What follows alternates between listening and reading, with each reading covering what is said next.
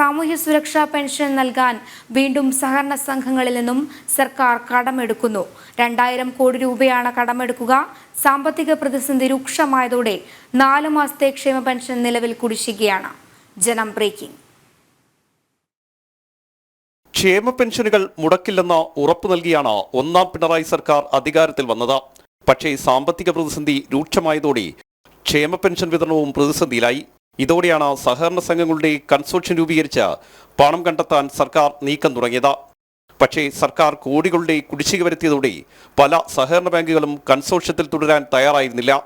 ഇതോടെ ക്ഷേമ പെൻഷൻ വിതരണം തന്നെ മുടങ്ങിയിരുന്നു. ഇത് ലോക്സഭാ തെരഞ്ഞെടുപ്പിൽ ചർച്ചയാകുന്ന സാഹചര്യത്തിലാണ് വീണ്ടും സംഘങ്ങളുടെ കൺസോർഷ്യത്തിൽ നിന്നും കടമെടുക്കുന്നത്. 2000 കോടി രൂപ കടമെടുക്കാനാണ് സർക്കാർ തീരുമാനം. 9.1% പലിശയ്ക്കാണ് കടമെടുക്കുന്നത്. നിലവിൽ KSRTC പെൻഷൻ നൽകുന്നതും ഇതേ രീതിയിൽ കടമെടുത്താണ്. 4 മാസത്തെ ക്ഷേമ പെൻഷനാണ് ഇനി കുടിശ്ശികയുള്ളത്. 2000 കോടി കടമെടുത്താലും ഇത് പൂർണ്ണമായി നൽകാൻ കഴിയില്ലെന്ന പ്രതിസന്ധി ധനവകുപ്പിന് മുന്നിലുണ്ട്. ആർ രാജീവ്, ജനം, തിരുവനന്തപുരം.